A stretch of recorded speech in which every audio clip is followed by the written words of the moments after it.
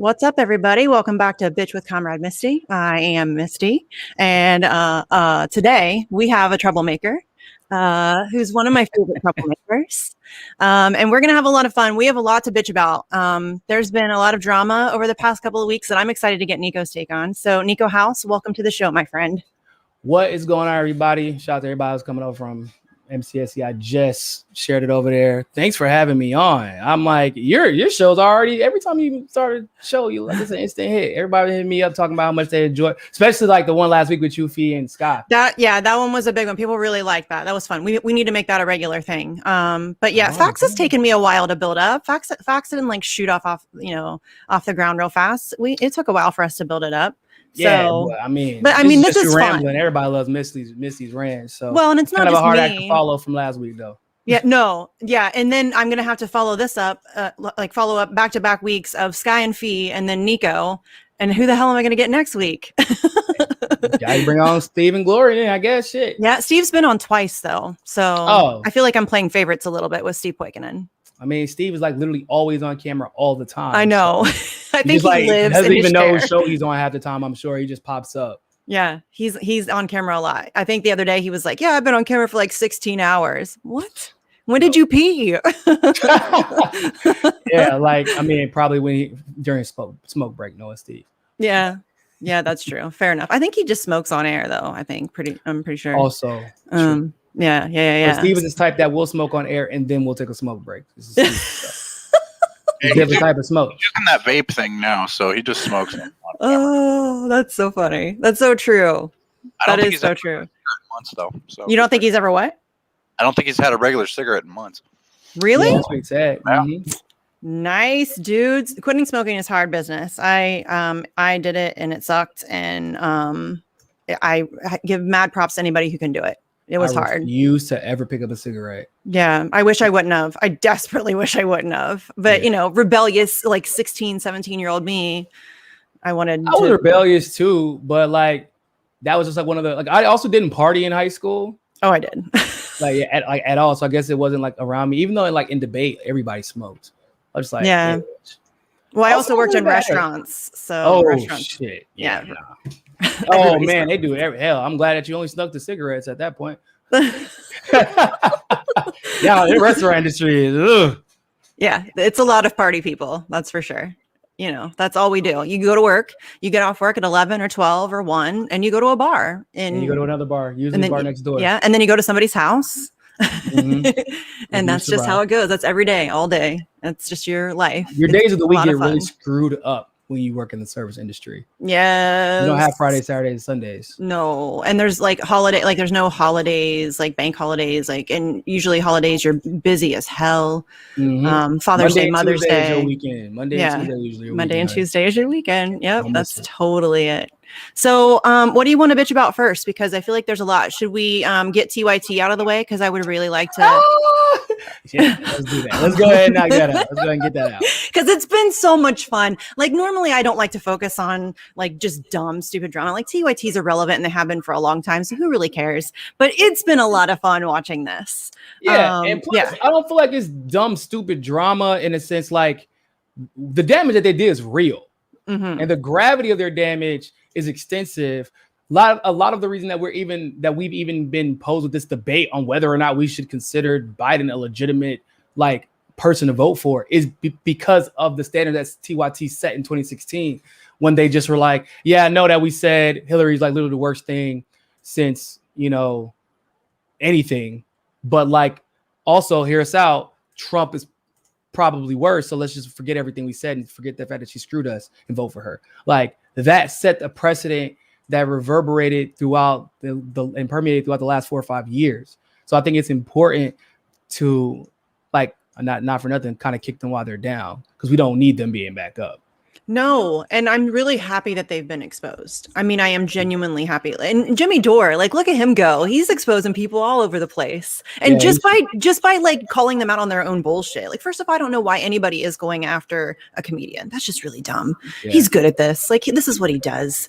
Yeah, that's true. Just from a pragmatic standpoint, you're right. He deals with hecklers. He's quick-witted. That's just how comedians are. And then to just go after him in such a gross and disingenuous disingenuous way. I mean, to use like claims of sexual harassment when you're Anna Kasparian, who is on video creating the kind of environment where what Jimmy said is fucking tame as shit. Like the whole comparatively, and like compared to the stuff she said on camera. I mean, I just can't feel bad for her. I can't. And somebody's vagina looks weird. Like their Britney Spears.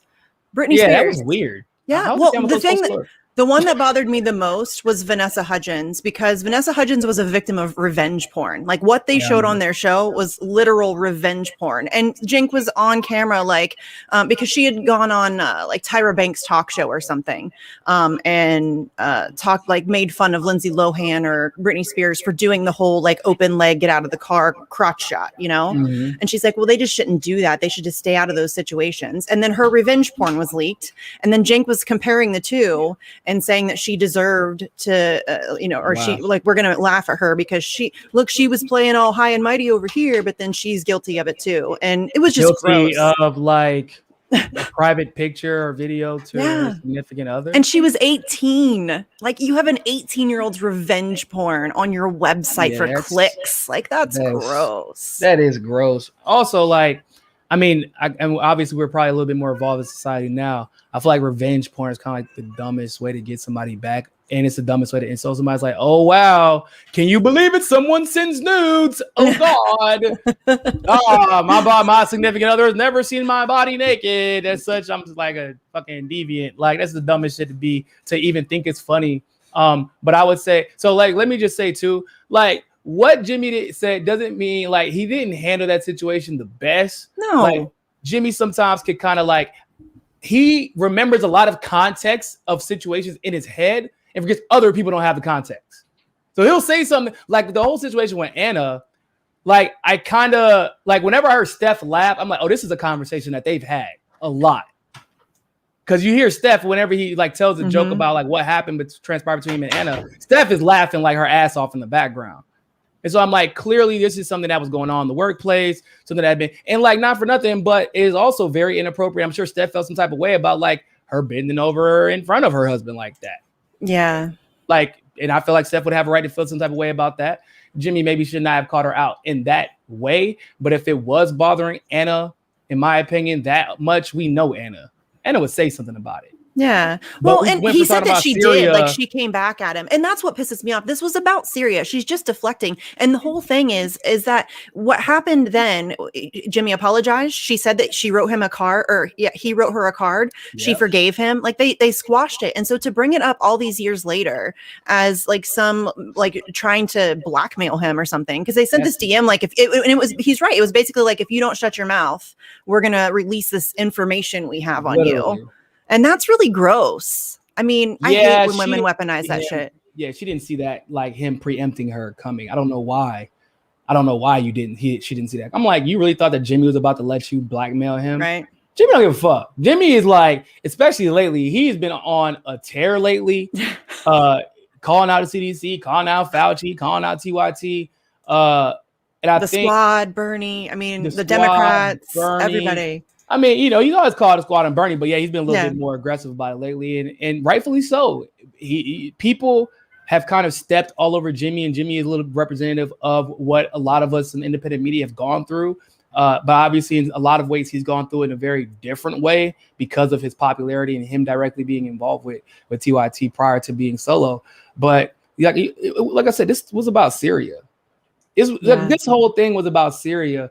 And, like, not for nothing, but I do not like the fact that gets lost in this conversation.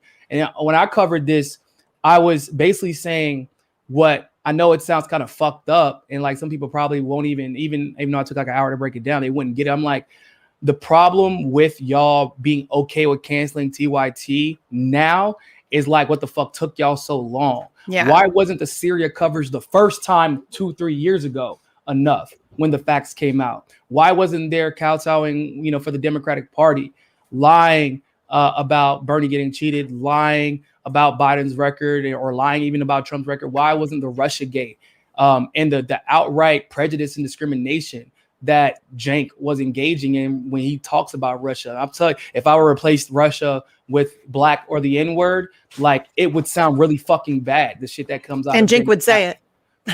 Yeah, and he probably still would say, yeah. Why wasn't the racism a few months ago that Jimmy? People forget that this motherfucker exposed like TYT is a whole ass racist organization. Dude, the clips, I went back and watched a bunch of clips because I didn't really watch TYT that much until like 2014-ish. So I hadn't really seen a lot of that stuff. And I went back and watched these clips and sweet cheese balls. Yes, bad. They've been bad. Oh my God. Like there's transphobia, there's homophobia, there's sexism, there's racism, it's a whole lot of not good. And listen, I don't think we should cancel each other over speech, especially speech that came a long time ago. Like some of the older videos, if you've grown from there, then I can appreciate that. And I don't think that we need to cancel you. And I'm okay with that if that's the situation. But the continued, and actually they're worse now. Hypocrisy. Yes. Hypocrisy. Yes. Yeah, they're trying to pretend they have moral superiority, and we don't want those kinds of people in our audience. Okay, well now you don't have those kinds of people in your audience. You don't got nobody. You're getting like 255 views on a live stream now. That's what happens. They have fallen so fast. It's been amazing. But like, not only did it like take this long for people to realize what TYT was, I think just from my vantage point as a black man, it's like, once again, it takes your favorite white boy being dragged through the dirt for y'all to be like, oh, now I don't like y'all. Yeah, somebody called you out for that on Twitter. Policy focus. And so, it's like, so it took them dragging Aaron for no reason.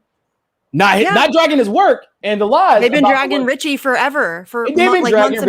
Thank you. That's why wasn't that? Yeah, I watched your video and then somebody called you out on it on Twitter, and I'm like, wait, this is an important piece of this because it's absolutely related. Like, it's 100% related. Out of everybody involved, fucking Richie's always Syrian. Yeah.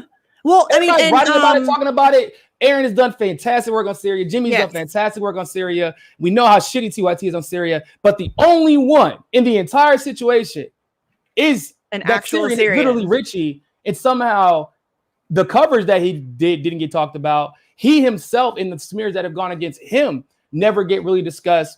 Nobody really brings him on their show to talk about it. Like, it's frustrating. It's just very, very frustrating because I feel like I'm watching. And don't get me wrong, I love Aaron's work, but like, I'm seeing Aaron get brought on for shit that Richie should be being brought on for. Yeah, agreed. And I talked Socialist MMA from Nick from Fredhampton Leftist. I talked to him about this. If he said the kinds of things that Jinx said, are you kidding? If you said that kind of stuff, that's crazy. And I know that Jink is Turkish. I get all that stuff. Like, he's not come on. He was given a lot of passes on a lot of really terrible things that were said. And that's a problem. And I just think that taking the Republican money, because this man's like, oh, how we know Trump took some money from Russia, whatever the fuck that means. He took some from Russians. And then Anna, if you even talk to a Republican, even if you debate, not necessarily debate, but just have a conversation with a Republican, that must mean you are one. You're guilt by association. Oh my God. What does it mean when you are a supposed independent media network and you're literally taking money, millions of dollars from Republicans? Yeah. Millions. Yeah. What does that mean then? She interviewed Madeleine Albright. This knob slobbing, just ridiculous. I'm so happy to be here. I'm so I'm honored. Oh, it's so gross. She's a child killer. She's a psychopath. She is a war criminal. And Anna could not fall over herself enough. But I'm really tired of this guilt by association thing. And I know you deal with this too. So let's bitch about that for a minute because my stalkers right now are obsessed with the fact that I went on Magnus's show and Ryan Dawson was also on Magnus's show. And so now everything that Ryan has ever said, apparently those are my beliefs too. And it's having two people on with opposing beliefs, so that is and we had a conversation about Palestine, which we actually agree on. Shit. Palestine means a lot to me. And he was going to be on the show anyway. It was Magnus's show. Magnus asked me if I wanted to come. Yeah, I'll come talk about Palestine. It matters to me. But now it's just this ridiculous thing. Like, me having a conversation with somebody doesn't transpose their beliefs and the things that they've done and said onto me. That's not how that works. And that's never been the case. No. Until us, apparently. It's really weird that I have to explain this to grown-ups. I used to consider it weird. I used to. Now I feel like it's the norm. Yeah. But obviously those people are bad faith actors. This is once again, it's never been the case that two people going on a show and having opposing views means that they subscribe to each other's views. That's stupid. So like basically what they're asserting is that like if you're to be taken seriously, you can only talk to people who agree exactly with what you're saying about the exact thing, and you just have to echo each other like fucking mindless puppets. That's the if only that's thing what you think, you're going to end up in a room alone. Because I don't even agree with myself all the time. Like I've changed my mind about things. That's also true. And although I may not be qualified to diagnose Misty's situation, like she's kind of right. I was a libertarian in high school because I was a debater, and all debaters are libertarians because you get all the statistics, but you have no life experience. So that's basically what libertarians are. And then like obviously as I had life experience, I became more of a leftist. And then even though my debate coach is actually a conservative, like he's a dean of like a Bible college, that's kind of conservative. And I never knew though, because he was just a very objective person. And like I would have conversations with him where like me asking questions would change his mind, and I just never knew until later on. And it was because he was actually willing to listen, and vice versa. Like, and now I've become, in my opinion, a more well-rounded person. Because I know that like I'm actually fighting for something. And in order for us to beat the elite who have all the power in the world, literally they're fucking offing people in broad goddamn daylight at this point, we have to be able to bring people onto our side and coalesce on issues where we can. And we can't figure out where we coalesce until we talk to the other side. We can't win people over to particular issues until we talk to the other side. Yeah. And people will say, well, why are you focusing on or like right-leaning people? Why aren't you focusing on non-voters? Well, first of all, I don't believe in the electoral politics game. Yeah. Also, why are those two things mutually exclusive? They're not. That's what I'm saying. On anybody. I don't think so. No, I don't either. But I'll talk to anybody. I mean, as I've shown, I just interviewed Shahid Buttar. I've interviewed a bunch. Yeah. Oh my God. You know, man. I've interviewed a bunch of on your show. people. You haven't been necessarily nice to any politician, really. No, but he's been on my show twice, and like at the end of the show, both times now. I don't know when it happened in the first time, but every time I push back on him against electoral politics. I don't think it's going to happen, and we get into a little bit of a fight. And we like today, I was like, okay, well, I mean, listen, we just disagree, and we had like a lovely conversation, and we disagreed on that one thing, and that was okay. And I still love him, and I think he's an amazing activist, and I think he is, the real deal. I think he's an honest actor. I love his positions. I agree with him on almost everything. We just disagree on tactics. And that's okay. I disagree with him about Tulsi. Like, and I knew that like, bro, this isn't about politics. Like, and I'm not gonna get into all that, but like there's a cultural issue that he just had with her. And like, did that like mean that he wasn't good on civil liberties? Because he was. He was actually even good on even when it came to election integrity, he was good. Like, so I just discount all that other shit because like I'm a surrogate for a candidate and he doesn't like that candidate. Yeah, no, I hate that. Like I have my issues with Tulsi, but she's fucking amazing on Julian Assange, and she's the most. She's not anti-war. She's not. I mean, she's a member of the military. She's clearly not. She became a medic because like of how anti-war she ended up becoming. Yeah, I get that. But I'm just saying she's still an active member of the military, which is always a red flag for me. That's just, I'm going to side eye you for that. Yeah, I mean, I got the military because like it's shit. Yeah, but I mean, but there are things that she's good on, and I'm not going to discount when she's great. Like that's so self-defeating. Oh, hey, this person just said something really amazing, and it could be really effective in helping you get that thing that you really care about. And no, I have to shit on them. That's so dumb. It's also cowardly. It's like, because a lot of these people have no intention on actually fighting for anything. They have no convictions. All the shit that they say is for clout. The moment that they talk to someone they disagree with on whatever issue, and that person actually introduces a point that they can't dispute because maybe they're right, or maybe the opposite side is right, or maybe you're just not equipped with the information to debate them, then they feel like it's like denigrating to their clout. Because I mean, to a certain degree, maybe it is. And then they feel like their knowledge is put into question, and then their convictions are put into question, et cetera, et cetera. And then like, instead of like just equipping themselves with better knowledge or just conceding because maybe somebody did make a better point than you, they just like, nope, got to denigrate that person. I got to attack them because of their title, because of their political party, because of their. It's an ego thing. Yeah, I mean, it's literally a bottom line thing. These motherfuckers make money off of being consistent liars and pretending as if they're, fighting for their like fucking Jeff off Twitter. Like for those of you, Miami Gator, if you're on Twitter. Miami Grifter as well. Like, he's on my ass again right now, dude. Such a loser. I know, but you know, it's nice to have him back. I was wondering where the hell he'd been at this whole time. I'd be okay if he went away. I would be more than okay. That would be fine. I would be more than okay. Like, I'm still waiting to see him around Miami. I haven't seen him yet. I told him we have to have a conversation after the shit he said to Fiorella, and we do live around each other. And then he plays victim. Oh, it's so gross. He got to tell her. Hey, it's always funny when he like, how can I be racist? I'm Jewish. It's like, okay, first of all, he called me anti-Semitic the other day. Yeah, no, he called everybody anti-Semitic because he started once everybody started putting 2 and 2 together about like the people that he chose to target. I'm honestly kind of impressed that he started targeting you now, because usually just targets black people and people of color. I guess I really pissed him off.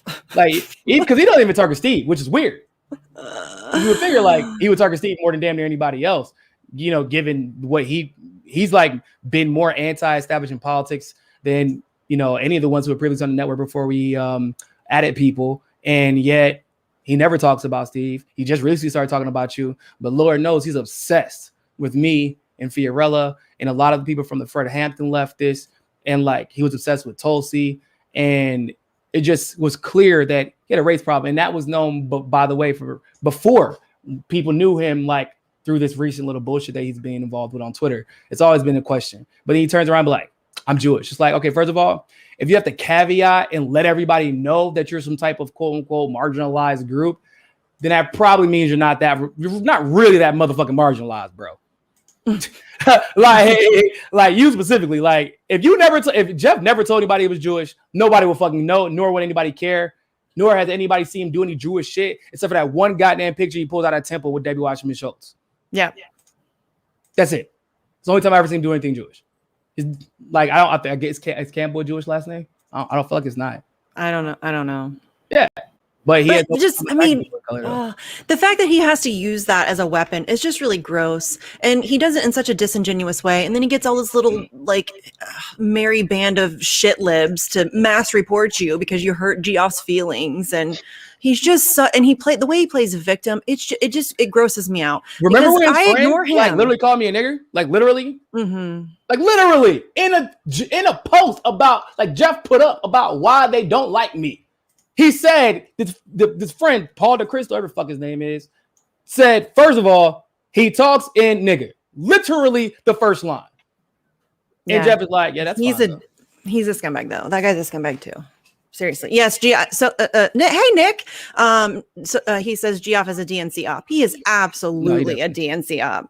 There's there's no question about it. And he tries to, that's not true. And come on. Yes, it is. Bruh has been in charge of the Broward County progressives, and through being not liked since I've lived in Miami. He's never been liked by the majority of the people in that group. And somehow he keeps being the president. And I don't know what the fuck he does. I mean, he has friends, I think, in high places. That's what I believe it is. You know, that's just my opinion. I think he has friends in high places. Yes, and I think so too. I mean, it's very clear by his rhetoric and his tactics. Dude, the fact that he focuses on activists and YouTubers instead of people who have actual power is very telling. I mean, really. And it's not just that that's all he does. That's the part that's fucking, it's literally a full-time job for this man. Mm-hmm. I'm like going through his tweets. I'm like, bro, how, if he's like in charge of doing like a write-up for his administration or whatever the fuck, he has zero time to do this. I mean, he's tweeting every 30 minutes. There's no way he's writing anything. And I tweet a lot. Listen, I tweet a lot, but he tweets a lot. And then he's got like a ton of alts that he like runs and like likes his own tweets and stuff. Like I don't know. I barely have time for like one Twitter account. You know, I barely have time for that too. I like MCSE account. I always forget that we have. Yeah, I guess I do have a Facts on the Ground account too, but I never. Neither of us, Jesse and I, both suck at it. We're both terrible at that. I'm just I'm used to being myself, and it's hard for me to not tweet like myself. Right? Yeah. No, I get it. It is weird. Jeff hasn't realized also it's still hard for him to not tweet like himself with the other accounts. He's just an idiot and didn't think anyone else could figure that out. That's actually one of the reason that we like. Well, we used to be quote unquote friends, and then me too. He was kissing Tim Canova's ass and then talking shit about him with other alt accounts. Mm-hmm. And I had noticed the same accounts were liking the tweets where he was talking shit about Tim. And then like 2 of the accounts was like Florida, blah, blah, blah, blah, Broward, blah, blah, blah. I'm like, it's fucking Jeff. And as soon as I'm like, Jeff, you got all the accounts? And you're like, why are you talking shit about Tim in this account and then kissing his ass? Then he blocked me on all the accounts. I'm like, got your little bitch. I don't remember exactly what made him block me. But I wouldn't say we were friends. I was friendly with him on Twitter. We're amicable. Yeah. Like we would comment, like talk to each other on Twitter and stuff, but I wouldn't say we were friends. We were cool with each other. And then I think it was like around the Gillum stuff. He kept getting called out for, he lied about who he was actually working for. And like, he got caught in a bunch of shit. And so he started blocking everybody who commented about it or who asked about it or whatever. I don't remember what the exact thing was. But all people asked was like, no, it was funny was I distinctively remember, which is kind of crazy. Cause I feel like if that was me, once again, it would have been a completely, totally different standard. But people weren't even like telling him to quit his job. We're like, hey man, just tell the truth. You're working for your candidate, but we still have a job we do. We're going to be honest so that he can be pushed left if he isn't as honest as a candidate as you say he is. And like, he was not having it because he knew Gillum wasn't an honest candidate. No. And all of a sudden he cared about, DeSantis is racist. Oh, now you care about racist motherfuckers. It's crazy how these motherfuckers be selectively caring about racist Republicans, but don't give a fuck about racist Democrats. It's crazy. That pisses me off because that people are, they want to talk all about Republicans and how they're all racist. They're irredeemable racists. If you voted for Trump, then we can't ever talk to them. But they never address the left or the racism on the left ever. Yeah, ever. Like, and it is literally have a prevalent. Segregationist. I don't care if you voted for Joe Biden. I don't give a fuck about what you say about a racist conservative. You literally put a segregationist. Oh, people are mad at me today because I told them the truth about if you voted for Joe Biden, you voted for fascism and you voted for white supremacy. And people were like, oh, you're vote shaming. That's not vote shaming. I'm just asking you to be honest about your choices. But then they'll say you need to be honest with yourself. For Trump, though? Then they'll say people voted for Trump. No, and listen, I used to be very against voter shaming. That is true. I used to be very against it. I changed my mind. I tweeted about it. And somebody tried to post this gotcha. Like, look, here's all these tweets of you being against vote shaming. And I'm like, yeah. And then here's this tweet where I was like, no, fuck you guys. Yeah. Also, I remember I responded to that tweet. I said, if you're that concerned about the content of her tweet, why don't you address the content of the first tweet, which is that Joe Biden's a literal white supremacist and y'all voted for him. So somebody want to justify, and to be real, there are people who can justify it to me because they have no idea what Biden's real past is. Mm-hmm. And that's a whole different conversation. Like, it really is. And I'm more than understanding about that. But then there's motherfuckers who I know his past is. And they basically just said, yeah, I don't care, but Trump makes me uncomfortable. And listen, if that's your position, I don't want to hear about the racism. I don't want to hear about the prejudice. I don't want to hear about it because you don't care about it. You just care about how the circumstance affects you. Mm-hmm.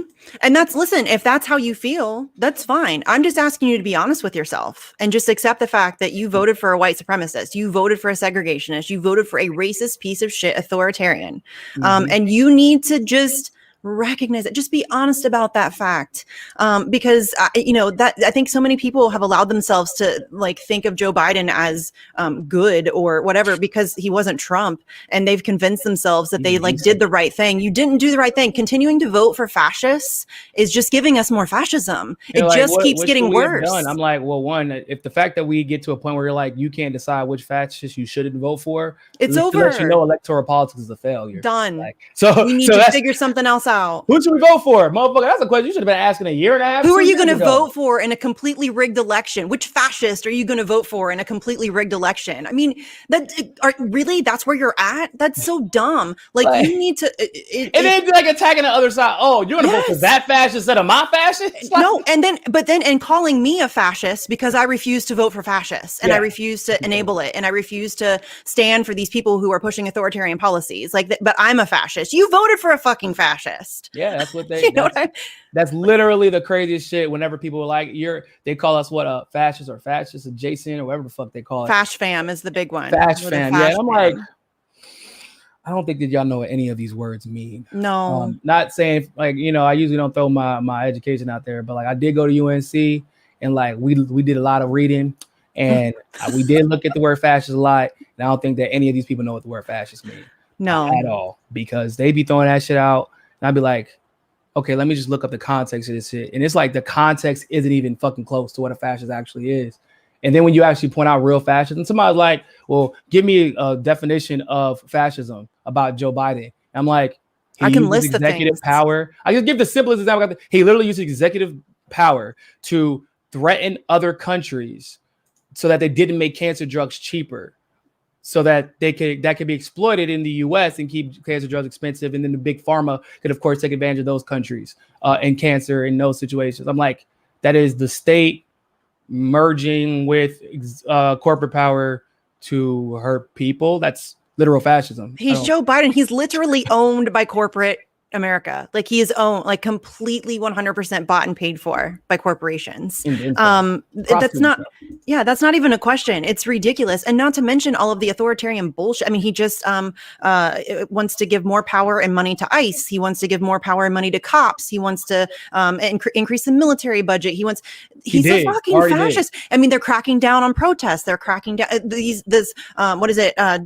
domestic violent extremists or whatever. He's got this whole memo out where literally everybody's going to be a terrorist now. They're being trained with people who use the black power fist is considered a domestic terrorist symbol. Yeah. Like socialists are now similar to Al Qaeda, and bro, he's literally going farther than Trump is. He's literally going farther than Trump. Right. That's what I'm saying. Like they try to pretend like Trump was this like really existential threat, this like really special threat. And listen, Trump's a piece of shit. There's no question about it. He is an unbelievable douche canoe.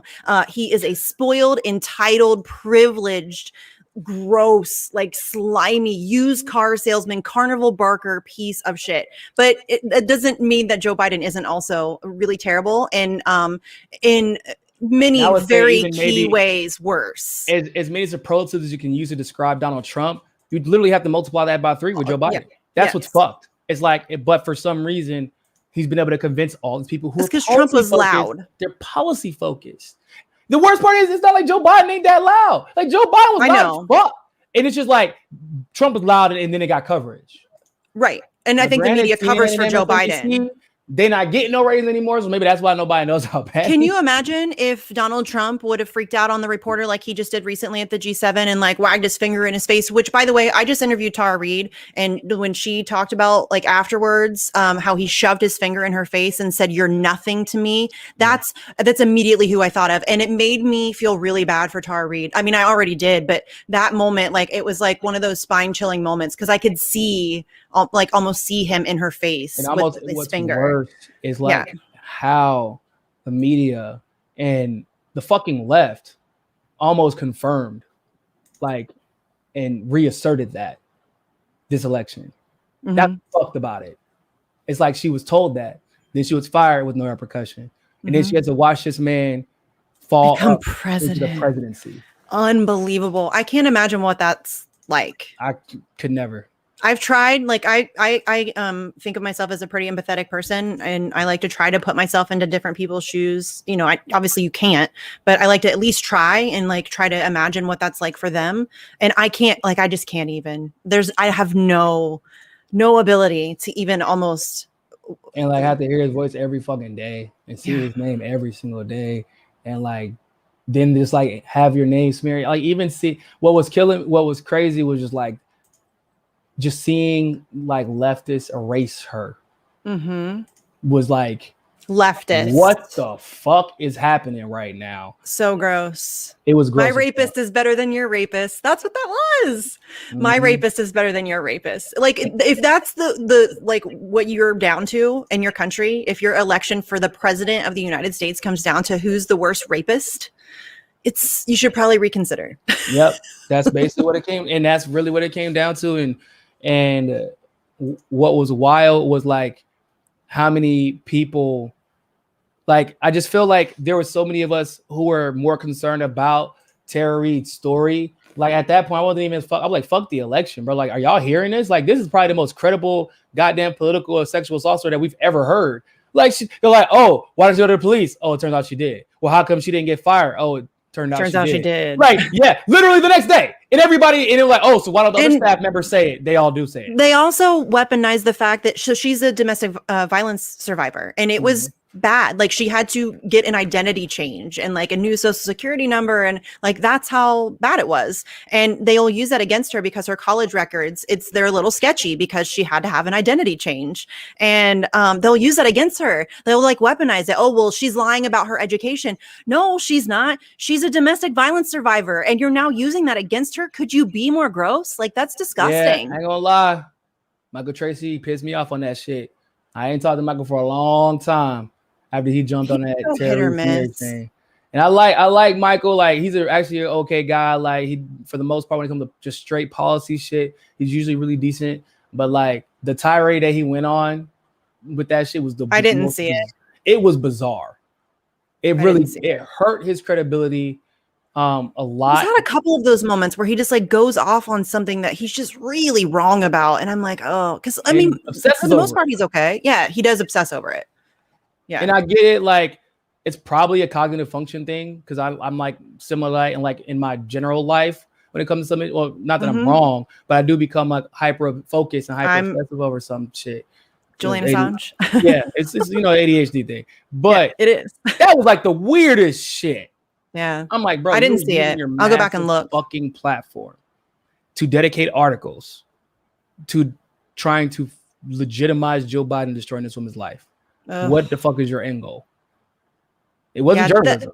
Here's the thing. Not only is she incredibly credible to me, I've watched all of the interviews with her in prepping for my interview with her. The way that she talks about it, like her man, like you can see she talks about how he was up on her, and she like literally as she's telling the story, like brushes him off, like tries. You can see her. She has like a physical reaction. Yes, and to me that's very credible. But we have an unbelievable amount of video evidence of Joe Biden being grossly inappropriate with children, with women, with the wives of his coworkers, he is a disgusting creep. And listen, the videos of Joe Biden with little girls make me extremely uncomfortable because I think most little girls have been that little girl where some creepy old dude thinks that he can put his hands on you. And it's very uncomfortable to watch and it's grossly inappropriate. And the fact that didn't end him alone is. And then they can't react the way they want to because unfortunately, a lot of little girls are conditioned to just put up with it and show respect and be quiet. I mean, remember how like now it's more acceptable to tell your kid, like if back in the day, parents were like, oh, if your family member or friend wants to give the kid a hug, like it was always like, you got to be nice, you got to be respectful. Now parents like, if you don't want to give anybody a fucking hug, then don't give them a fucking hug. No. And I have been like super with my own kids. Like I'll tell a funny story because my youngest embarrassed the shit out of me in the middle of the school office one day. I've always been like very, very upfront with them. Like we use the proper language for body parts, and we've talked about how your body is your body, nobody can touch it, all of that stuff. So we're in the middle of the school office, right? And my youngest was in preschool, and she would come out a little bit earlier than my oldest, who I think at the time was in second grade because they're 2 grades apart. So we were waiting for my oldest to come out, and we're sitting there in the little like waiting room of the office. There's teachers and the little I don't think it's receptionist, secretary, maybe the secretary, like there's all these people milling about, and my kid's telling me about her day at school, and I don't even know how it got brought up, and she was like and nobody can touch my vagina, Mom, because that's mine.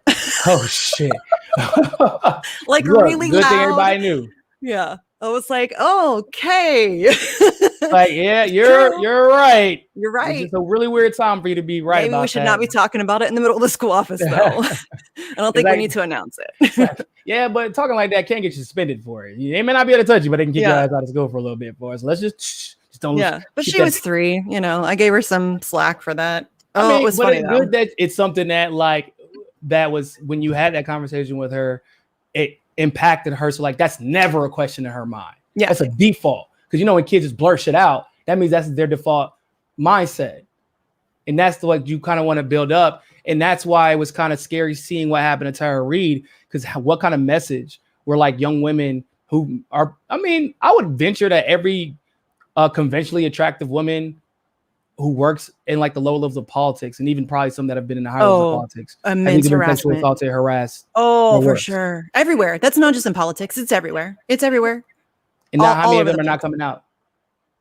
Lots of them, because they're scared of losing their jobs, and or worse. Yeah. And what bothered me too is there was something she said something in the Megyn Kelly interview, and it stuck with me because it's so relatable. She said that as he was assaulting her, or right before he assaulted her, like as he was in her face, I think he said something like, "Come on, man, I thought you liked me." Oh, and she immediately started questioning herself, like, "Oh, what did I do? Like, did I say something? Did I give him the wrong impression?" And she immediately started feeling guilty, and that it just bothered me because I think women are always like, they immediately find a way to blame themselves for that shit. And I mean, that was his goal, of course, of saying that, right? Yeah. And not he's for a nothing, practiced scumbag. We saw how the Monica Lewinsky situation got turned out. Like he felt safe. Like he should get away with it. Yeah.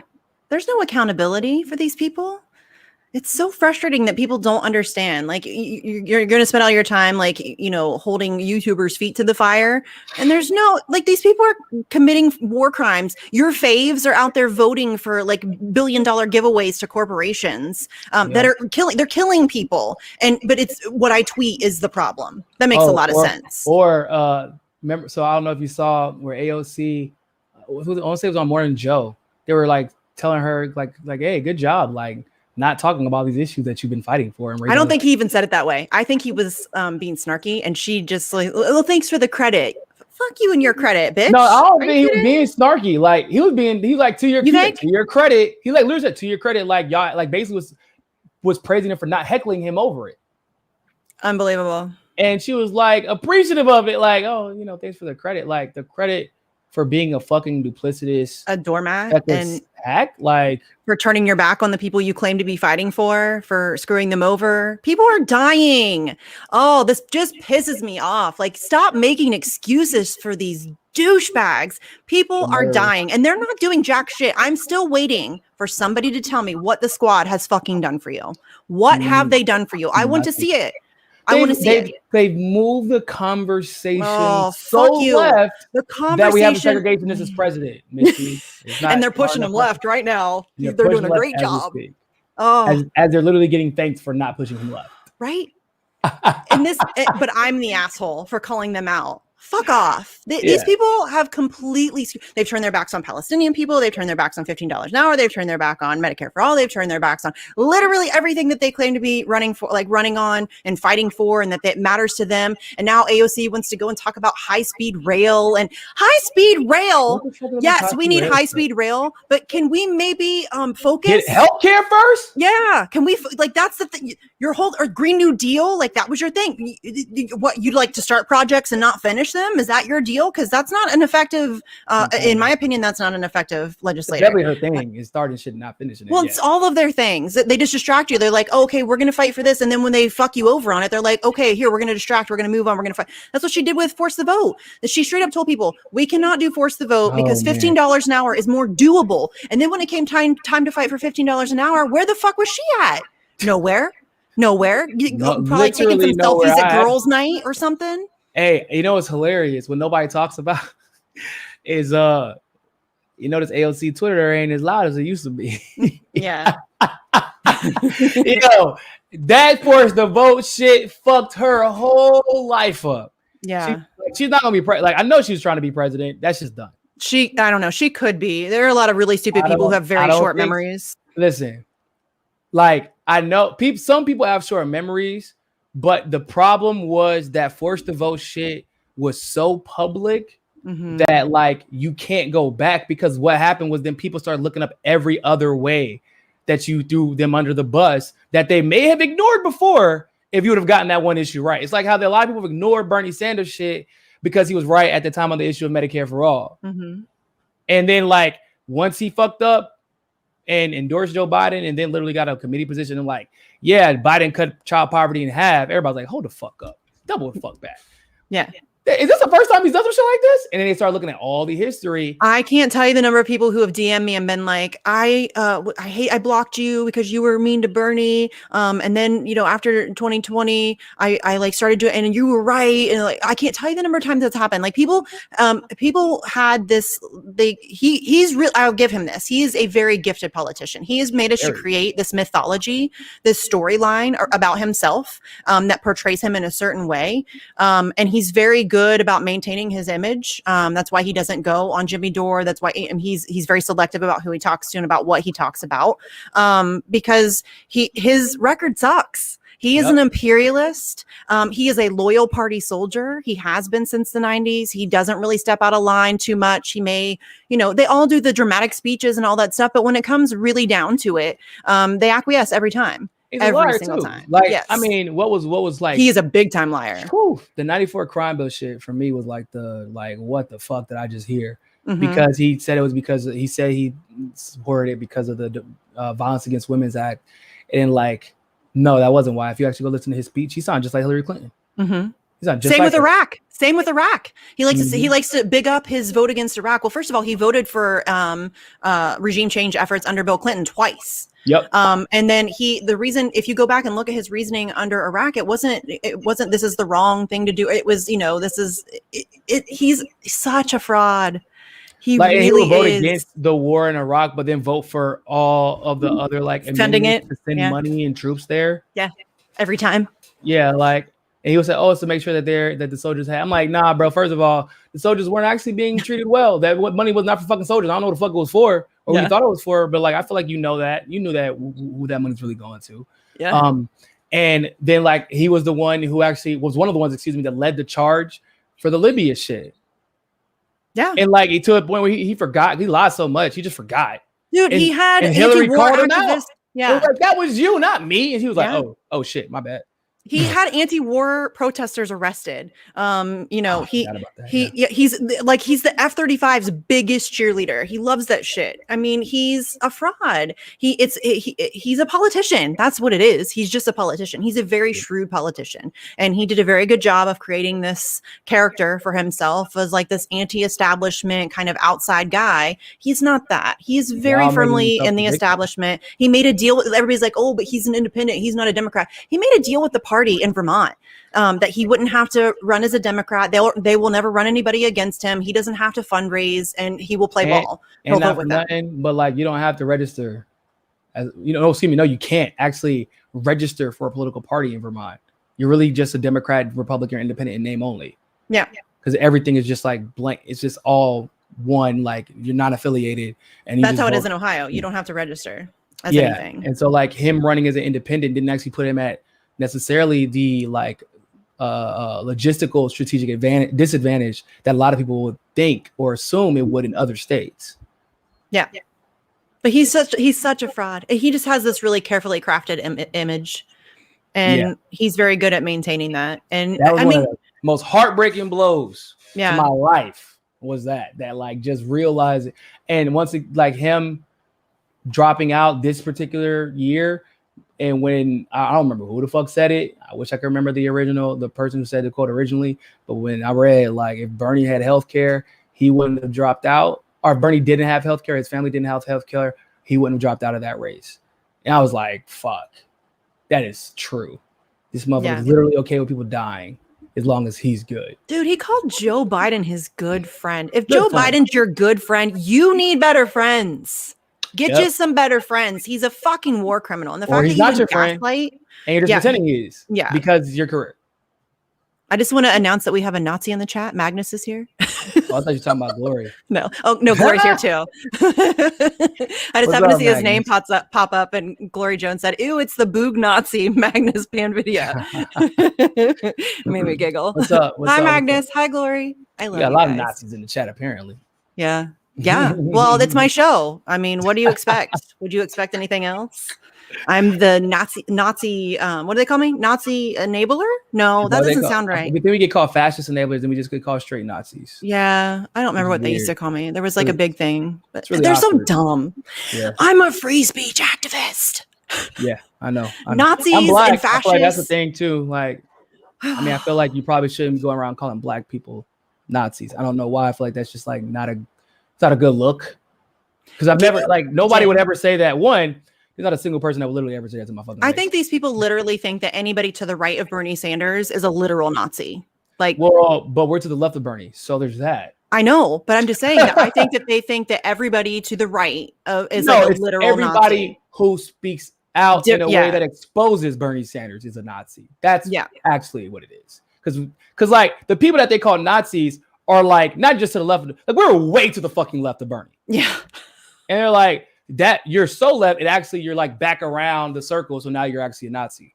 That's what. Oh yeah, they do that a lot. They do say that a lot. Yeah, you've gone so far left, you're a Nazi. Okay. Like, I don't think that's how directions work. I don't think that's how words work. Like these people, like Nazi. Really, I'm a Nazi. It's so fucking dumb. It's just so words don't have any meanings. They call Nancy Pelosi progressive. I was on Reed Coverdale's show, and he, in his like intro, he said something about progressives, and I'm like, please don't use that word to associate with me. They get so confused. They get so and it's like they're trying to actually do us just by not calling us liberal. Yeah. Right. And it's like because progressive did used to mean something at one point, and now I hate labels. Mean what it, and so it's like they don't even know what to call us, and I'm like, you know what? I don't fucking blame y'all for calling me that. Because I don't know what the fuck else to call us either. I just call myself independent. And if it gets down to the nitty gritty and like, which way do you lean? I'm like, well, I'm technically, I guess, considered a leftist, but I guess that depends on who you ask. Is there a label for like consistent thinker? Can I have that label? I don't think that's like catchy enough. I don't think it's catchy enough. Yeah, I know, but is there a label for that? Because that's all it is. Like it's just, I'm so tired of labels and like, you have to be put into this box and I don't fit in your fucking box. Okay. Literally. I'm not box is literally just a ridiculous and obsessive amount of consistency. Because I can be whatever the label is for that, I'm like right there with you because like I get it. I'm like obsessively consistent to the point where it's probably irritating to a lot of fucking people. Because you're like, I try to be just be passionately inconsistent on this one issue, and I'm like, but I can't. Yeah, I can't. I'm not perfect, but I try to be consistent. I try to think of things. Oh, hello, hi. Oh, is it a cat? Hi. Yeah. That scared the shit out of me, actually. Right hi, little baby. Hi. Okay, go away now. Mine are like locked up in a room sleeping. I fed them right before the show. Oh, yeah. My cats are nuts. They'll run around and tear shit up and climb walls, and they're crazy. They usually would that's why I gotta give them some food. You gotta like trick these motherfuckers. If I wouldn't have given them food and it just came on and they just hit, like if I'm on for more than 30 minutes, you just hear screaming from the other room, like across the fucking living room. It doesn't make any sense. I'm like, I don't understand what you want from me. Because even if I let you in, you're just gonna want to sit down and lay there. No, usually they sleep. There's another computer chair beside me, and usually like one of them will come up and sleep. Yesterday there was two of them up here. Like my two fattest cats were trying to share this like little computer chair, and it was really funny. I have pictures of it. I should have tweeted them out. But yeah, they're usually they just sleep. For the fattest cat that I have, he couldn't share. He's a monstrosity. I thought the same thing. My orange cat, my Bernie. I got an orange tabby too. Yeah. He's fat. Like he's a giant cat. And don't come for me. I'm not fat shaming my cat. He doesn't care. He doesn't understand English. It's fine. Okay.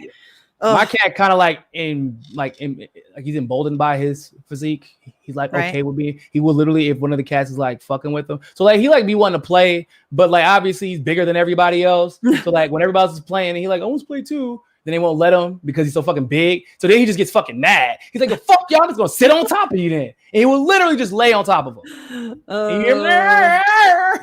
No, my fat cat doesn't really want to play. He gets mad when the kittens will try to play with him, and he'll like scream at him, and he's like, leave me alone, I'm fat and old, and I just want to lay here. He is fat and old. He is fat. He's not old. He does just want to lay there though. And like specifically on top of wherever you're at. If I'm like laying down, like I was playing with my friend the other day, I was playing video games, and this motherfucker, like I'm sitting in a computer chair, he just jumps up on top of me, like just gets comfortable, leaning back like this, mouth open, like stomach showing. I'm like, ain't this about a? And just instantly falls asleep. Instantly. Yeah. I'm like, well, are you comfortable? Because as long as you're comfortable, I guess I'm good then. As long as you're comfortable. And like, cats don't give a fuck. Yeah, and then like, and halftime comes, and he like he like reaches for my hand to pet him. Like reaches back, like I'm like, you don't leave me the fuck alone. You look like you're even laying here right now. Yeah, my cats do that too. Like they follow you around and like yell at you like to pet them, and really like I don't have to stop my day and pet you right now. Like what are awkward? Or they like walk? Do they walk in front of your feet? Like right in front of your feet? Yeah. Yeah. Oh, all the time, especially if I'm in the kitchen. Yes, especially why the kitchen? Because they want food. At least my Daryl, I don't know where he's at. He's usually the one that bothers me when I'm on air. But Daryl, he is like a dog. He begs like a dog. He's really funny. He thinks he's cute. Like he thinks he's very sneaky. He'll like get on the back of the couch. If you're eating on the couch, he'll get on the back of the couch and like slink his way across the back of the couch and then like sniff over your shoulder. Like he'll lean down. That's sniff your food. He's such a shithead. Is he gray? Because that's what Arnu No, does. he's like a black, like stripy cat, like, you know. Arnu, he can't really meow. He can only chirp. I feel like his voice box was damaged when I rescued him because he was drowning. But like, so he just doesn't say anything. Instead of like telling me he's hungry, what he does is just like walks to the kitchen and he just stands there and he just will look up like this. And instead of like following me, like walking, what he does is this. He goes, just gives you the guilt stare. Feed me, bitch. And like follow me around with his eyes and not move his body at all. I'm like, bro, that's just creepy. It's not cute. It's fucking creepy. Stop doing that. It's effective though. And it kind of does. It's effective, like because literally everyone else who isn't me falls for it. Oh, okay. Because he is kind of cute. I'm not gonna lie. Especially when he chirps. Like he literally fucking chirps because he can't meow. Yeah. And so everybody's like, "Oh, guys, we didn't give him some food." He like will throw his head into your hand. I'm like, "Oh my god, here we go." Yeah, my fat cat will try to like. He doesn't like human food, but if he even hears like a treat box or bag, oh, it's the fastest he ever moves. Really? Seriously, that cat doesn't like human food. That's interesting. No, at all, which is weird. Not at all. And actually, my cat that begs for food is really picky. Like there's certain things he won't eat that are like human foods. But I mean, yeah, they're kind of weird. All of my cats are picky except for Bebe.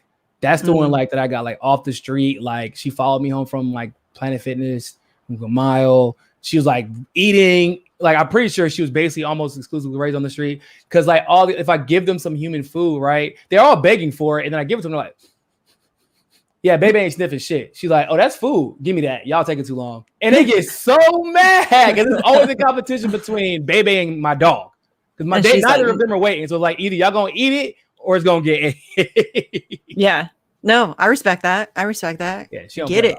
Yeah, little tubby butt be wobbling around the house every time she runs. Her little butt wobble, her stomach wobble. I love little fat cat wobbles. So funny. Like I feel bad. Like I don't like. It would be great for people get like feisty with me. Like, oh, you're so terrible to your cat. He's so like big, and it's probably terrible on his heart. I get that. Like we've tried to make him exercise. Bro, they're just what they are. Yeah, and he wasn't. He also was bigger too because when we got him, we were told that he was fixed.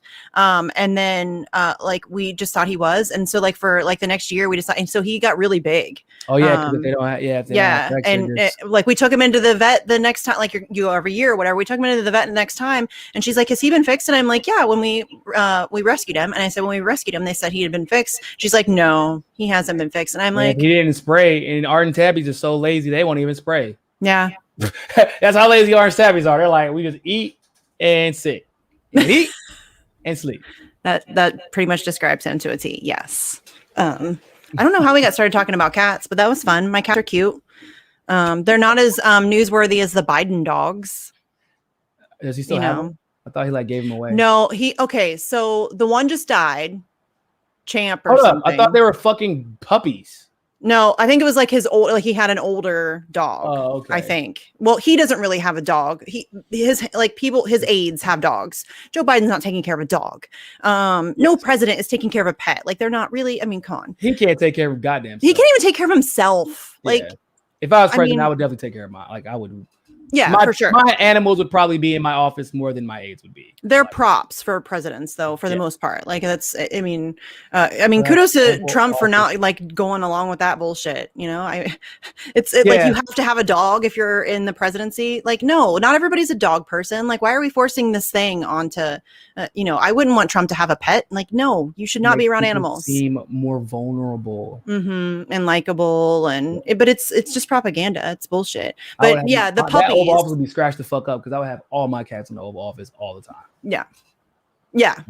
But the puppies that he had, I think that they just sent him back to Delaware. Like they just couldn't handle them. So they sent but there was like German Shepherd. You couldn't handle German Shepherds.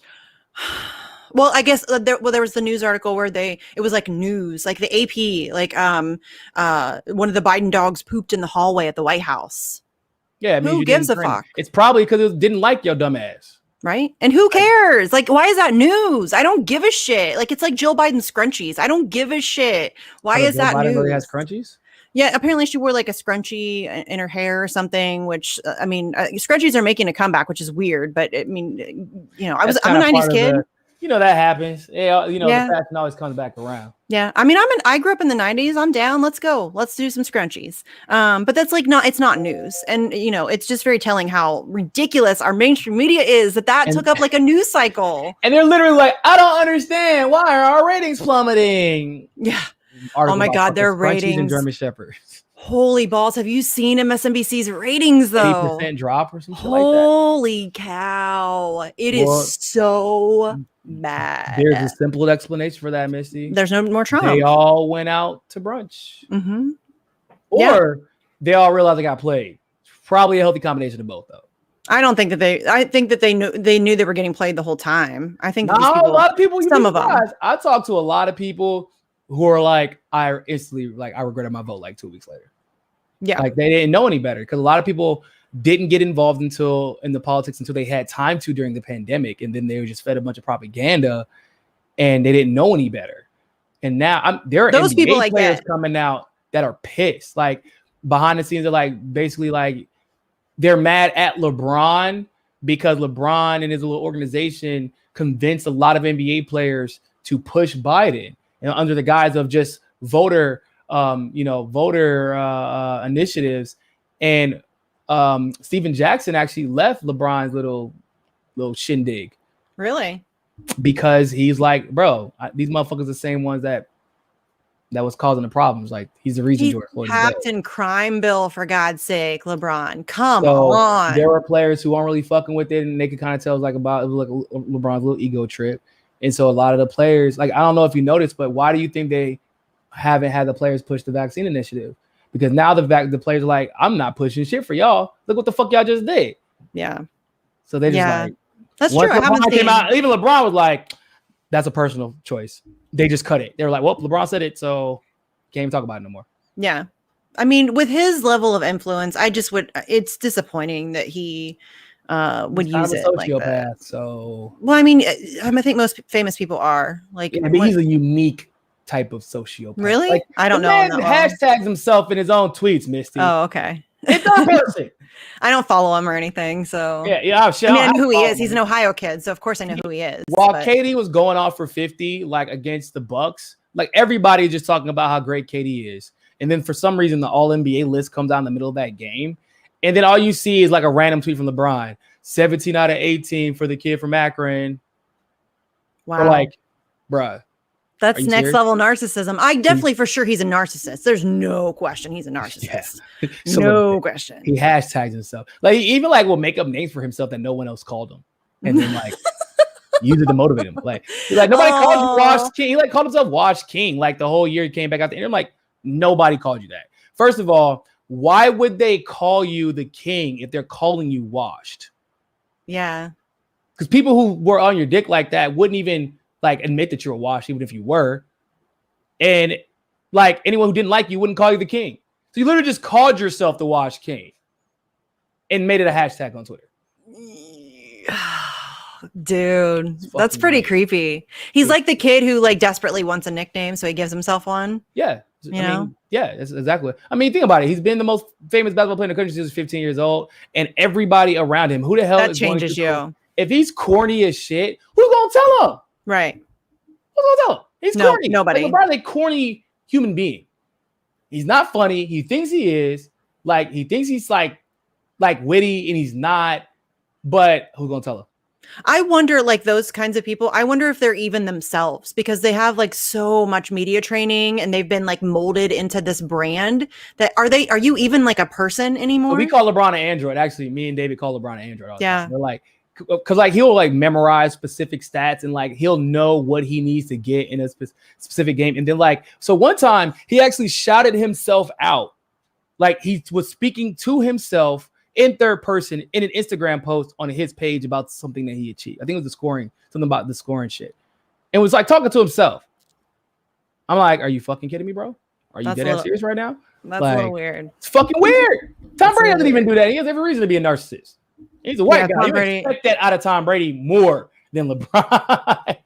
He's a narcissist too. I think you can't be that successful as an athlete and not become. If you weren't a narcissist, that will make you a narcissist. Well, 100%. so I think the difference though with Tom Brady is that so here's why I would say it's different with Tom Brady, because Tom Brady actually for whatever reason takes like players who've had like shit luck and have just like been products of their environment growing up that's kind of affected the NFL, and literally gives them opportunities by letting them ride his, like he like housed Antonio Brown and helped him like make sure he was going to therapy and everything. And obviously that led to, I mean, every player that Tom Brady brought on got a fucking touchdown in the Bucs game, and they were all like rejects from their old team. But like, and he was doubted when he got out of Michigan, so it's different because he's just like, "Fuck y'all!" Like, I'm gonna prove you wrong. LeBron hasn't proven anybody wrong. You've been 6'8" since you were 15. Yeah, and he knows he's not proving anybody wrong.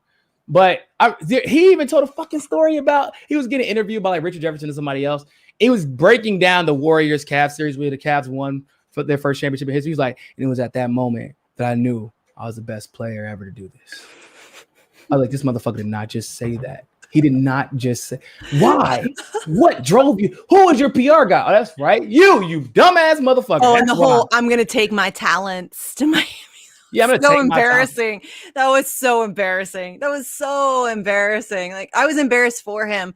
Like, that's a level of narcissism that I can't even comprehend. That's amazing. Like, I don't think Dwayne Wade likes him anymore. No? Yeah, like he's there. They have not really been. He won't ever like attack him or anything like that. Right. But like the affinity that they supposedly have for each other when he was on the Heat. Like basically LeBron, everybody knew that LeBron only became that good because Dwayne Wade took a step back and then like mentored his ass into a championship. And he's already a championship player. We didn't need to figure out Dwayne Wade could do it. We already knew he could do it. And then like after that, LeBron took all the credit for it. Right. And like kind of like never showed Wade love again until he tried to bring Wade to the Cavs for a little bit because he thought that Wade could put him over the top. And then they were arguing. They had problems. And people forget that. Like Wade was on the Cavs for like a 3-month period. It was like, yeah, this is not working. Went back to Miami. And it never talked about him again. And then Wade's the owner now of the Utah Jazz. It's a big deal. And from all accounts, LeBron didn't help him at all. Which is weird, considering how much he's talking about how important ownership is. But it's because LeBron wanted to be that guy first. Oh, yeah. Well, there's always going to be ego involved. I mean, when you get to like the NBA, all those douche canoes have egos. They all do. I mean, you can't get to the NBA unless you are arrogant. You have to think that you're the best. They're the most freakish athletes in the world. For sure. There's nobody can do what they can do. Like when you're talking about six fucking, I mean, look at fucking Greek freak, like literally 7 foot tall. Like, you just. Well, that's a lot of just like you got lucky. Well, not lucky, but your genetics, gave you the ability to be tall. He's actually unique because his genetics don't make any sense. Actually, he's like one of those like if I was going to believe that like God like just ordained somebody to save his fucking family, like he like took this Nigerian refugee who didn't even like he's in Greece, didn't even have like a citizenship, like is telling the owner he was gonna like quit the NBA because his family wasn't going to be given citizenship. He's gonna violate his contract. He's like, I'm only here for my family, so if they can't get citizenship, like I'm gonna go back.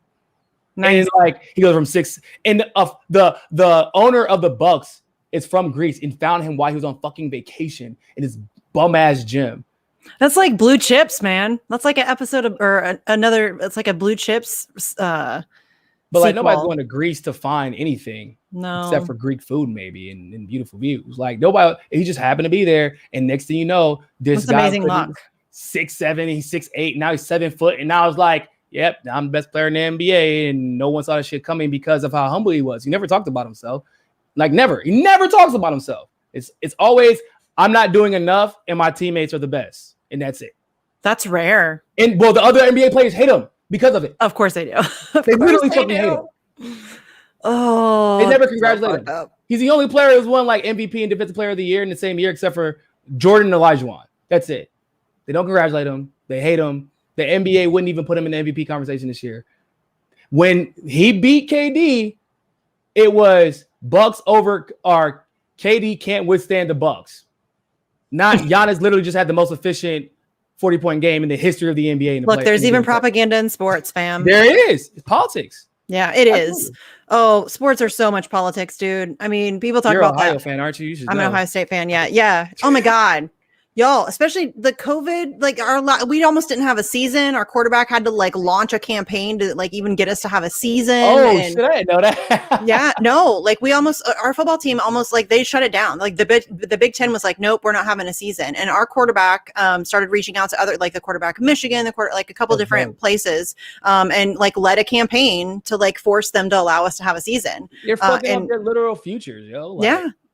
And none of that shit was taken. I feel like none of that shit was taken into consideration when they made a lot of these decisions. These people worked their entire lives. And it was political. It was an election year, and in Ohio, like the Big Ten, that's Midwest. That's like a whole bunch of swing states that you're looking at. And it was incredibly political. It was so apparent. Just the way that they announced it and the way that they handled it. It was it was being used as a political weapon. Yeah. And the whole, Florida, and then of course Trump took credit for saving the Big Ten football season. I'm like, no, I remember that. Yeah. I do remember that. Yeah. Yeah. Hey, that's what he did. He was in Ohio and he's like, Ohio should love me. I gave you your football season. And I'm like, I got a bitch. I mean, listen, I love football, but healthcare, please. That would be nice, right? I mean, hell, these football players at least are getting some kind of healthcare. Like, actually, I think that's actually conditional almost on them actually playing, depending on the school. But I got a bitch about one more thing. I am very happy that Nassib was comfortable enough to come out as gay.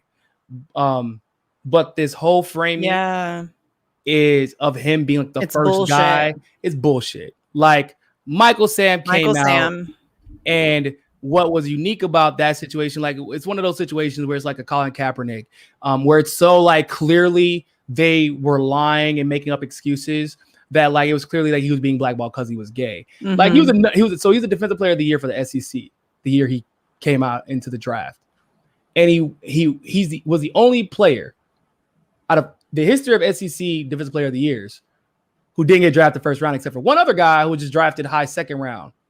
It was actually trash, but got a whole year to prove he was trash. Mm-hmm. Then Michael Sam gets 3 sacks in 4 preseason games as a rookie, which never fucking happens. Oh no, excuse me. You know who, if it does happen, you're a starter and you're probably a pro player that year. If you're especially if you're a defensive end. And only thing that changed between the time he got out of Mizzou and then got drafted was that he came out.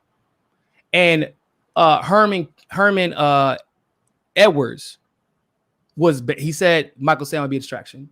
Essentially, that's what he said. He admitted it. Now, obviously, that wasn't taken that well, but it also wasn't taken well whenever that was said about Cap. So then it was, well, actually, he's not actually that talented. Except he was. He was ridiculously talented. And he was bullied out the NFL. And then the mental health toll the mental health shit took so much of a toll on him that he was eventually forced to retire out of the CFL. And they thought that was because of talent, but he actually only played 1 game and it just was too overwhelming for him. Yeah. All that she was dealing with. Now, the young white boy poster child comes out, and not for nothing, y'all, but the Raiders are like bottom 2 in defensive line. And this guy is one of the worst on the bottom 2 in the defensive line for all the NFL, This man has 20 sacks, and he was drafted the year after Michael Sam was. So basically, he's been in the year since 2015. Our league, since 2015. It's 2021. And in his video, what bothered me was that he said he didn't know anybody that came before him. And you're a motherfucking liar. Because I know that Michael Sam doing that shit is what took your ass so long. Yeah, that's fair. I think that's a fair assumption. And it's shitty though that Michael Sam, like, they just you're just gonna erase this whole human. You're just gonna erase him. Like, what the hell is that? That's what's bizarre. It isn't just like how he was treated at the time, but it's the eraser. And it's like the Maria Sarapovich thing. I was talking to Brooks about this on our sports show. It's like how Maria Sarapovich literally made millions more did Serena Williams by bitching about chasing Serena Williams. Yeah. Like, where the fuck they do that at? Literally became rich, wrote a book about being second place to Serena Williams. And everybody was like, oh, I feel so bad for her. It's just like, it doesn't sit right, because it's when you hear people begin to lie about the talent, then you know it's about the culture. And if it's about the culture, even if it's like a fucking black coach like Tomlin saying something, because that's what they do, they throw out the Tomlins and the Hermans and like, oh, a black coach is saying it, so it's different. No. That's still the white patriarchy. It's just they've adopted it so they can fit in, so they don't get ostracized. Yeah. Just what the fuck happens. It's where you get the Ben Carsons, the Herman Cains, the Allen West. Like, it's not nothing new. We know that. And that's the shit. It's not just like, it's cool that Nassi was able to come out. It's dope that he was even comfortable enough to feel like coming out, because it's still a toxically masculine environment in the NFL. It is. But at the same time, motherfuckers know better than to challenge a white boy publicly on some shit like that nowadays. Yeah, that's true. It is a little bit safer now, for sure. I'm still glad that you're right. I'm glad that he came out, and it is 100% courageous. It's terrible that we have to say that it's courageous, because it should just be okay. But in the NFL, it's not. Still, it's a very toxic environment as far as that shit goes. Number one in jersey sales 2 days in a row. He's not getting fired no time soon. No, he's not fighting for.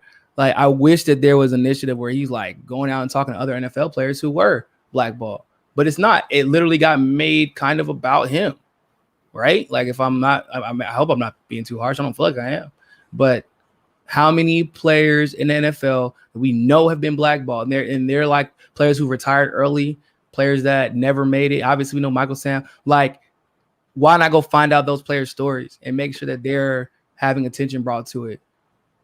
Instead, people who were bullied out of the league, who were, I mean, at least have that humility to be able to.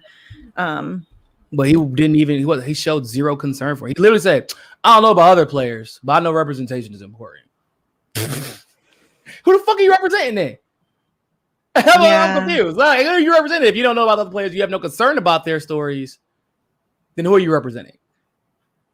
Not like the actual LGBTQ community, just the one that like America is like kind of forced, just the people from that community that America is forced to embrace. When if you talk to the LGBTQ community, they'll tell you how black people and people in color in general are treated by the white males in that community. Oh yeah. It's like feminism. White feminists shit on black women all the time. 100%. Yeah, they're like these micro, you know what I mean? It's not just the one thing. There's a whole culture within the culture within the culture. It's exactly. It is. There's a lot of intricacy to it, really. I mean, that's humanity, though. Like, we're all fucked up. Yeah, there's that. Frankly, but when you just said representation matters, that just made me remember like how just pissed off I am about this whole like representation being shoved in our faces as like we're supposed to be excited that the vice president is a black woman. She's a fucking psychopath. Yeah, somehow representation is supposed to replace substance, right? Like I don't want like when like Gina. Oh, we have like Gina Haspel at the CIA now, so women can do torture. Yay, go girl power! It's gross. Like she won't do it before. No, and it's so gross how they use this ed poll thing and this and so many people get sucked into that bullshit.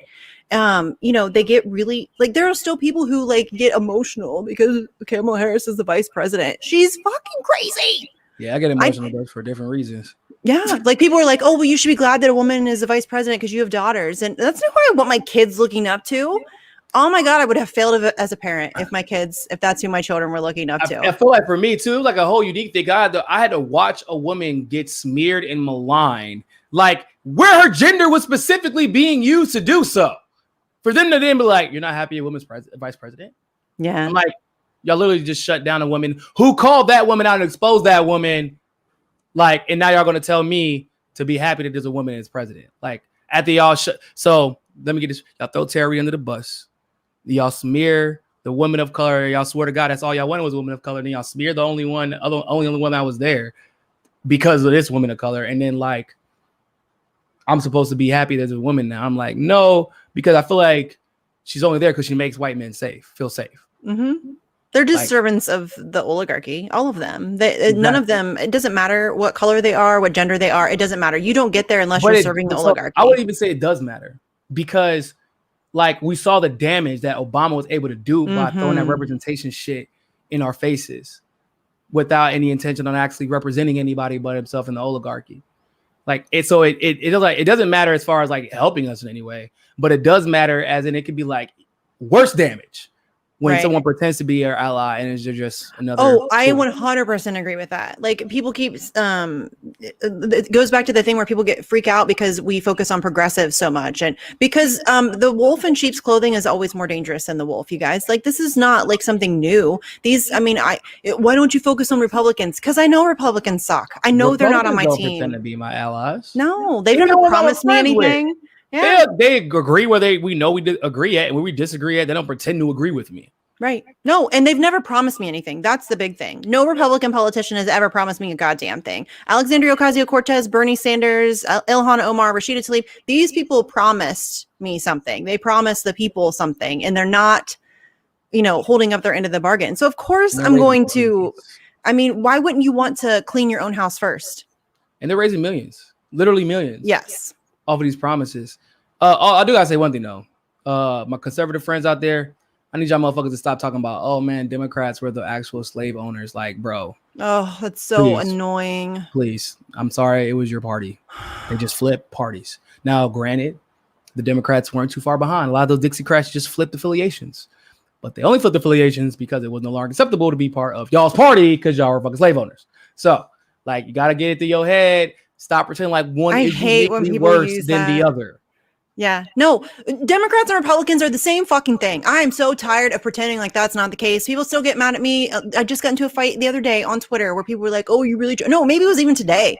Oh, are you really trying to say that Joe Biden and Donald Trump are the same? Yes, they're the fucking same. They're owned and operated by the exact same people. The packaging is different. The presentation is different, but they are the exact same. The agenda is the exact same. I would say Biden is worse because Trump, I would consider the symptom, and like Biden, I would consider one of the architects of the shit that we're in. Yes. Like from that perspective, like, yeah, they're different. Biden is fucking worse. And Biden's also worse because the media covers for him. Oh, and it's disgusting. That's scary. It's terrifying. And I said that they were going to take a hit. I'm like, y'all know, like the popular thing to do is going to be to shit on Biden, right? Like, like that's why I was like, it was funny. Everybody's like, oh, you just want Trump to win because it's better for your bottom line. I'm like, no, actually, I'm gonna be able to just talk shit about Biden all day for the next 4 years. It's pretty comfortable for me. I can talk shit about either one of them. Are you kidding? I don't know why this is so hard for people to understand. I hate all politicians. Do you hear me? I hate all politicians, all of them. But Biden is uniquely easy to talk shit about because, like, he's so fucking senile. He's so off. Well, he's so awful. There's such a history of it, and oh god, there's no like. So with Trump, every now and then he would do some really weirdly like good shit, like, oh, I'm gonna like take the CIA to Syria. I mean, they're gonna bomb to make sure that I stay there, but at least I'm gonna try. And then like the Korea shit, like firing all those Pentagon people because they wouldn't pull out Afghanistan, like randomly and sporadically good shit where you have to give him credit, and therefore you're gonna be attacked because like, and you're not gonna let people lie about how bad he is. How dare you be consistent, Niko? Huh? How dare you be consistent? Yeah, but like with Biden, if you say he's done anything good, it's a lie. Yes. Anything. Pick something. Anything. It's a lot. He's never done anything good at all whatsoever. And in fact, if you go, because I'm a fucking policy nerd, if you go policy for policy, I'm like, yo, he's worse. He's fucking worse. Holy 100%. Shit. He's way worse. Whoa, this is weird that nobody's. And it's like, I don't understand why I have to figure this out, and but all these people have been around forever. Well, look at me as a young black man in my face. They know they've had access, but like for whatever reason, the party loyalty was more important to them than like looking themselves in the mirror. It's a cult before they tell this next generation who to support and what not to support. Yeah, it's a cult. Like these people, it really is like it's a team. Like you cannot criticize. It's like if you try to come at me, no, not even that. Like I'm objective about Ohio State. Like it's not even that. Like it's a level of psychopathy that I don't even understand. Like I criticize Ohio State all the time. Like all Ohio State fans are actually objective about Ohio State. I try to be. I mean, listen. I'm biased. I love Ohio State. Like I live 30 minutes outside of Columbus. I've like been saturated in scarlet and gray. Okay. Ohio and Michigan fans are like notably objective. Yes, I feel like it's a Midwestern thing, actually. I hate to give Michigan fans credit for fucking anything because fuck Michigan, but yes, they are fairly objective. And they know that they're trash right now, by the way. Y'all know you're trash right now. You've been trash for David. a You know David's a long Michigan fan. time. Huh? You know David's a Michigan fan. Who? David from the network on the sports side. Oh, okay. Oh, so, he is? Yeah, he is. Like, whole family from there, like, yeah. Every time they're about to play Ohio State, I'm like, man, you excited for the game? Now we're gonna get our ass whipped, but I'm gonna watch. He should have me on for Ohio State Michigan week because I would like to trash talk. He's not fun to trash talk though. He's like, yeah, we're gonna get our ass whipped, but it's cool. I'll watch. You are absolutely gonna get your ass whipped. They're so bad right now. It's so bad. Like, listen, give Harbaugh another contract though. No, I know, and I don't know what the fuck that's about. Jim Harbaugh is a terrible coach. He's he's not terrible, but come on, how many chances does this dude get? Guy. No, he's not the guy. But I mean, he's the best player Ohio State's ever had. So, I mean, I like him. But you know, it would be better for us in our conference if Michigan was good. And I would like for them to be good. We can't carry the damn conference. Okay. So if Michigan State held their own for a little bit, then they fell apart. We could use some help. I'm in a conference where literally everyone just ignores the fuck of how good we've been. I'm in the ACC, and there's so much politics surrounding the shit. So people don't realize that Disney owns the SEC, or ESPN owns the SEC, and Disney owns ESPN. And so basically, they're not going to let the ACC be the best basketball conference and then be considered the best football conference.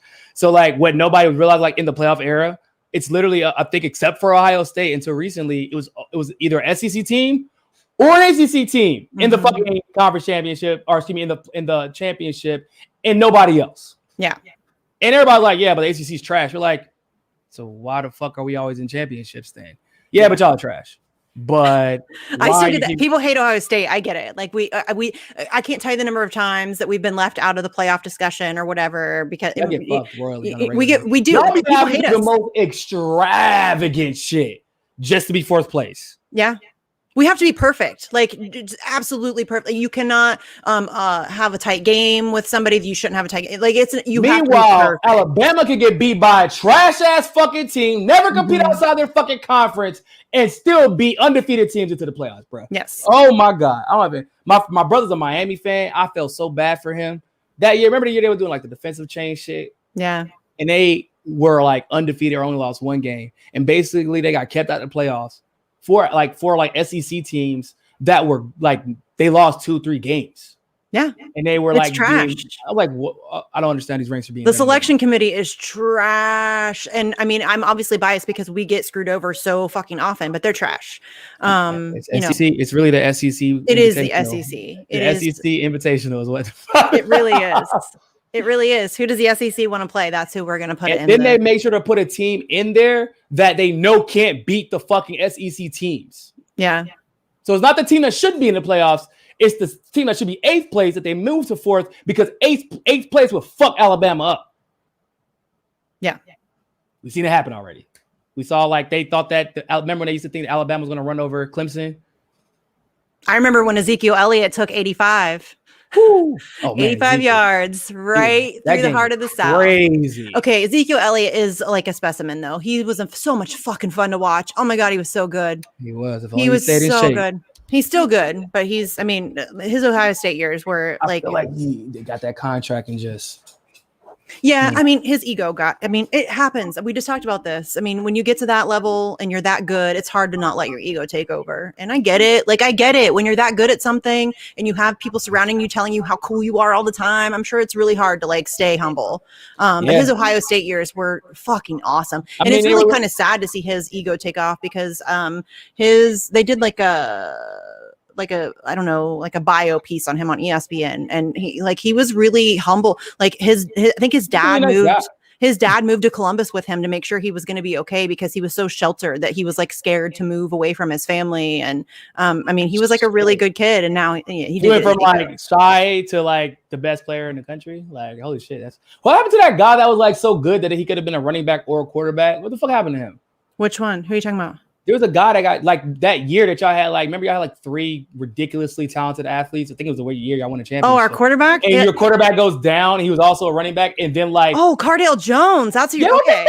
Cardale Jones. I don't know. He didn't do great. And which makes me sad because he's really funny. That dude, he's the chillest human being I've ever seen. Seriously, our starting quarterback gets hurt in the Michigan game. Or no, okay, he was our third string quarterback. Yeah, he was our first string quarterback got hurt like 2 days before opening game, and then our second string quarterback got hurt in the Michigan game, so he had to finish the Michigan game for us, and then he had to go into the playoffs and the championship as the third string quarterback and fucking demolished everybody. Yeah. Seriously, when I think it was Wisconsin with the Big Ten championship game. And he was playing Wisconsin, and I was so like, I like my hopes were crushed. I'm like, I cannot believe we just lost another quarterback. Like, oh, this is so terrible. They need to make a movie about that season, the 2014 Ohio State season. Not already at 30 for 30 about that season. No, seriously, because they hate us. That's why. But seriously, the series we lost. First, we lose our starting quarterback, then we lose our second string quarterback, then we win a national championship with our third string quarterback. We had a player commit suicide. Not for nothing. I remember that because so UNC was actually playing for a playoff spot that year, and we lost in the ACC championship to Clemson. That's the only reason why we didn't make it. They like the refs were not on our side, as you can imagine. Right. But I remember that season because they were trying to come up with every reason that y'all shouldn't be in the playoffs because your quarterback kept going down. Yeah. You're like, yeah, but they're not the same. Like, it's not like this guy's going to come in and like pick up where the other guy left off. I'm not going to lie, though. I was like, we're done. We're done. Second string quarterback is out. Like now we're on our third string quarterback for a fucking championship. Like, come on, that's not going to happen. It really it reminds me of how like so many college quarterbacks kind of get overlooked because of situation and politics. I mean, fucking Cam Newton had to switch goals. I mean, look at why am I blanking on his name? Joey. Oh my God, why am I blanking on his name? The one who's in he went to LSU. He played for Ohio State, and he was like like a third string quarterback. And he transferred to LSU and then won a fucking national championship. And why the fuck am I blanking on his name? I mean, because it happens so often at this point. Joey Burrow. Joe Burrow. Oh, Joe Burrow. That's right. Yeah. He was Ohio State. He born and seriously, okay. This is what I love about Ohio State fans. The year that he had his Heisman Trophy year and the national championship year, Ohio State fans are the fucking best. They turned, so we have in our stands, we have something called the Block O, which is like the student section. And they changed it into what they call it. They would do like Go Tigers, Go Joe, like, but they would do it how LSU did it for Joe, even though he was on LSU. Yeah. Even though he was, and we were on like we were supposed to be in like the playoff. Like I think that we ended up losing. I think in the playoff game, but we would have potentially had to play him, and they were still because LSU doesn't have a student section, and so despite the fact that he's a competitor and he's like we're on like a national championship run too, our student section changed their thing into like a Go Joe and all that stuff. Yeah, that's fucking awesome. Yeah. So you're lucky because at least y'all like Heisman Trophy guys get like recognized and shit. Because like we had Giovanni Bernard who went like first round. He was the best running back in the country, and they never mentioned his name. Yeah, and like because we're ACC, and they're like, I mean, look at what Clemson had to do for people to finally fucking take them seriously. It's like, yeah, I just had to literally tie fucking what's his name in championships before y'all would pay attention to me and take me seriously. Like. They really, that's like, it's money. It's all money. Everything's politics as usual.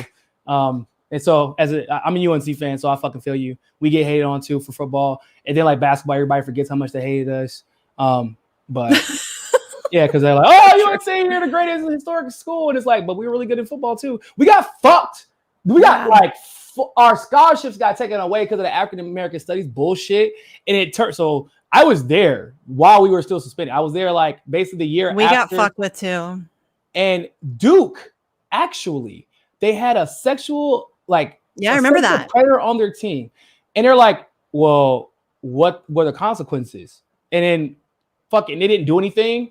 And then like eventually, Coach K was forced to suspend him, but he knew the entire time that we did internal discipline. Yeah, I'm like. The internal discipline. Well, and it's because the NCAA doesn't give Duke any scholarships. Oh. Yeah. Okay. So like, what could we do? You can fucking stop them from being in the tournament. Yeah. That's true. We got hit with Tattoo Gate. Do you remember Tattoo Gate under Jim Tressel? And like kids were trading their gold pants and shit. Like if you beat Michigan, you get like a necklace with gold pants on it. It's like it's a tradition. Goes way back. And so they were like trading their memorabilia or whatever for tattoos, which y'all, that's just so dumb. When you're 60, a tattoo, okay, great. But I would rather have my gold pants from the time I beat Michigan. I get it. You're 19 years old and you're not getting paid. Like I just talked about this with Brooks, that they're now going to start maybe compensating players, and that's the way it should be. But now I'm pissed off because we got hit for Tattoo Gate. Like we lost scholarships and we lost, potential postseason stuff, and we got fucked. And now they're just going to, it's a little years to recover. We really haven't ever recovered. Ohio State's recovered. I fucking like breed damn athletes. So it took Ohio State one season. Like we had a gap season where Luke Fickell was our coach, who's now kicking ass at Cincinnati, by the way. But we had like this weird year where we were like, I don't know, 4-9 or something. It was just, so bad. But by the way, that dude looks a lot like Adam Sandler. I'm not kidding. Look it up. It's really uncanny. What was his name? Luke Fickell. He looks a lot like Adam Sandler. That sounds like that. I have like a meme that I made with them side by side. I just never tweet it because I don't do sports on Twitter. Holy shit. Did you look it up? He literally looks like Adam Sandler for the Water Boy. Holy fuck. Yes. He literally has a football. He played for Ohio State too? Yeah. He's an Ohio boy, born and bred. This shit's weird. Yeah. But we had like that weird gap year where we were really terrible, and then Urban Meyer came in with his mouth, and like Adam Sandler does. He does a weird thing with his mouth too. It's uncanny. Haircut forever like Adam Sandler. Yes, it's uncanny. He really does look like Adam Sandler. It's creepy a little bit. Do you do it on purpose? I don't know. I think it's just kind of like what's the guy? The guy, is it Will Ferrell, in the Red Hot Chili Peppers drummer? They look a lot alike. Do they? It's random. Yeah, I think so. Yeah, but it's funny. Like they say everybody has a twin. I don't know if that's accurate or not, but there's only so many genes out there. It's like you feel like you only look like so many different. He really does look like Adam Sandler. That's creepy. But yeah, we had that weird gap year, and then Urban Meyer came in and took over and just started crushing everybody, which was fun. Yeah, they keep trying to get him to switch to the NFL. He's like, "Fuck y'all! Why would I do that? That's stupid." He's in the NFL. He just took over Jacksonville. Oh yeah, I know. That was not smart. No, but I knew he was going to do it. Like he does this. He like in Florida, he was a coach at Florida. There's a scandal, so he retires for health reasons. And then a couple years later, he's at Ohio State. There's a scandal, and he retires. But but wasn't that the scandal because of the shit that happened at? There was an assistant coach. Oh, which one are you talking about? The one at Florida? No, I thought was that the Florida time where like the scandal came out with what the fuck happened? I feel like it was at Penn State, maybe. And then like he wasn't like directly involved, but he was like on the staff type shit. Yeah, but that's what he always does. There's like some kind of a scandal, and then he leaves. And then there was a scandal at Ohio State, and he leaves. And then he comes back, and now he's an NFL coach. And I thought he was going to take USC. Honestly, I thought that was probably what he was holding out for, and I was going to be really pissed off. But he didn't do that. So I don't think that opens up until next year. Anyway, I don't think the coach's contract is up until next year. I gotta get up out of here though. Yeah. Okay. Cool. How fucking late it was. Holy shit. I had a great time though. Appreciate it. Yeah, this is fun. Yeah. It's going to be hard for me to like follow up Fee and Sky and then you. So I'm gonna have to think really hard about who's a cool guest I can get for next week. I got faith. If anybody can do it, I know you got it. No, I'll sit and like be anxious over it for the next 5 days trying to figure it out. You know how I am. I'm a spaz. I know. But you always work it out. No, you always work it out. Yeah, I will work it out. It'll be fine. I don't think I always hate like the whole do you want to tell everybody where you can find you and all that stuff. Because if you're fucking here, you know where to find Niko House. It's just dumb. You give me way more credit than I deserve. But it's just I just always like if you're watching, then you know who I am. Like it's always weird to me. Like I have to tell people who I am. You're watching my show. You know where to find me. I'm on Twitter all the damn time. Niko's on Twitter all the damn time. Yeah, I have my Rockfin link is in the description. Okay, Rockfin links in the description for Niko. He is our fearless leader at MCSE. He takes a lot of fucking shit And listen, I get it. Niko's a big personality. He's not for everybody. I'm not for everybody. I get that. Like, that's totally fine. But like the slander and smear against him is so gross, because honestly, he's one of the like most generous. I'm not like blowing smoke up your ass here. You know, I wouldn't do that. But he's one of them. He came on Facts on the Ground when I had like 300 subscribers or some shit. Like he's constantly reaching back and like trying to like bring other people, and he doesn't have to. He has a huge platform himself. He's fine. Like, he's growing. He's doing great. He doesn't have to reach back and like help other people. I know he did the same thing for Steve. He's done it for a lot of us. So he does the same thing with Robbie. So you can fucking hate him, but he's still one of the coolest, most generous people that I know. So you're too sweet. First of all, y'all, everybody on MCSC, y'all are great. More than I deserve, but I'm glad that y'all are with the squad and with the fam. But I will say that if like me or Misty isn't your cup of tea, then it's probably because you're a hater and you're insecure with yourself, because it doesn't have anything to do with our facts. Our facts are factuary. That's why we call them facts. So I just want to let everybody know. But like, if you just don't like my personality, that's fine. I guess it's fine, whatever. But like, if you not everybody can be cool. Yeah, exactly. You know, maybe you're just so uncool that like you just don't get it. But other than that, like, if Misty likes me, because Misty don't like nobody. So if Misty likes me, and I know Steve really don't like anybody at all. If Steve likes me, I feel like I'm okay. You're doing all right. I'm okay sometimes. But I appreciate you guys, and y'all have been like, ever since y'all joined the network, like y'all have just been holding it down and staying true and constantly reminding.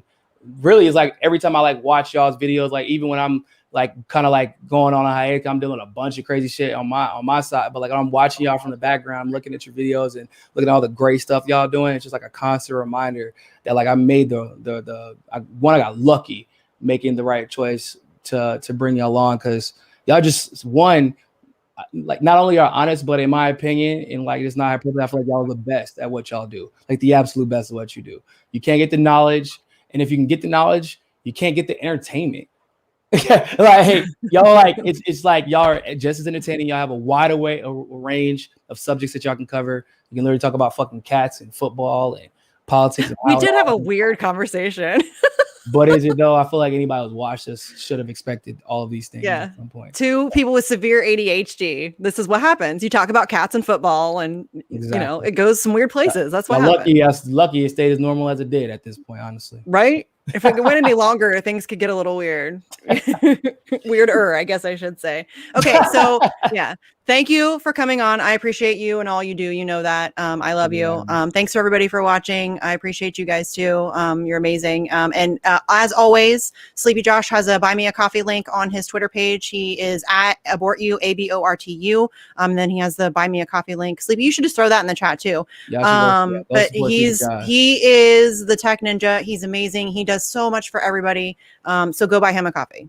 Please and thank you. And I will see you next week. I don't know who's going to be on next week. It's a mystery to me. So I'm going to go find somebody cool and I'll announce it on Twitter. So that's what you have to look forward to. So we'll see you next week, guys. Bye. Later, taters.